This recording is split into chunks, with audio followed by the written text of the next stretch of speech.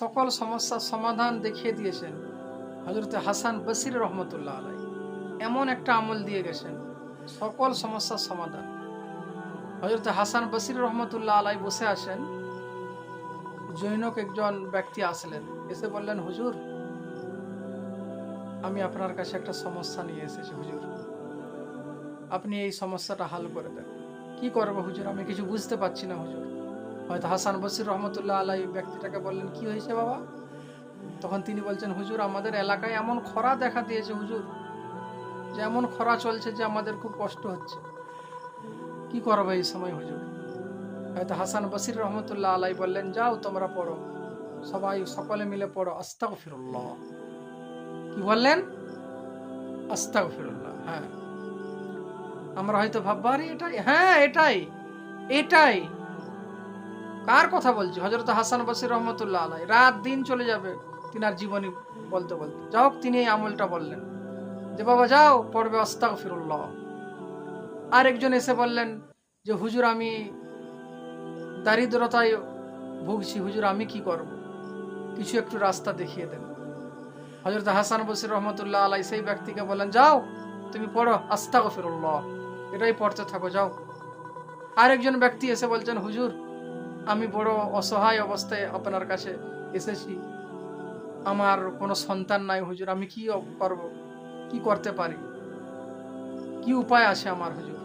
হয়তো হাসান বসরি রহমতুল্লাহ আলাইহি বলছেন, যাও তোমার সন্তান নাই, তুমি পড়ো আস্তাগফিরুল্লাহ, তুমি পড়ো আস্তাগফিরুল্লাহ।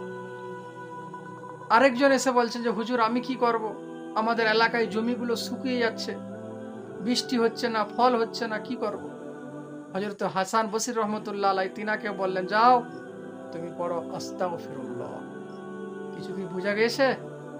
কিছু বুঝা গেছে? তাহলে হয়তো হাসান বসরি রহমতুল্লাহ আলাইহি কি বললেন? যে পড়ো আস্তাগফিরুল্লাহ।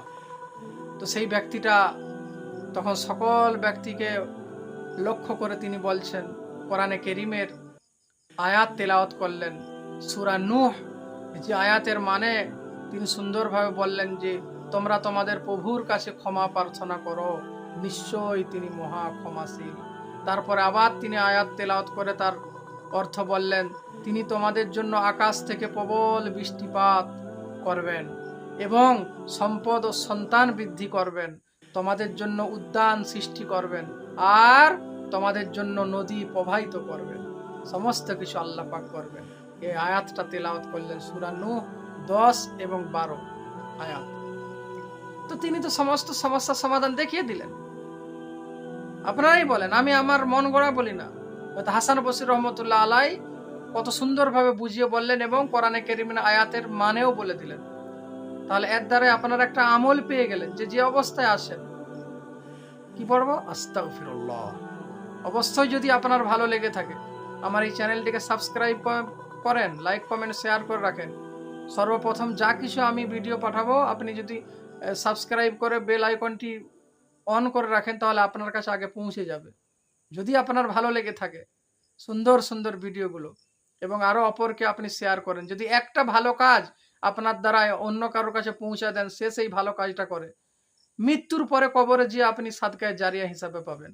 এটাই হচ্ছে আমল, এটাই হচ্ছে রাস্তা। আল্লাহ পাক আমাদেরকে সকলকে দুনিয়া আখিরাতের ঈমান নিয়ে যাওয়ার মতো তৌফিক দান করেন, ঈমান নিয়ে থাকার দুনিয়ায় তৌফিক দান করেন, ঈমান নিয়ে কবর পর্যন্ত যাওয়ার তৌফিক দান করেন। আল্লাহুম্মা আমিন।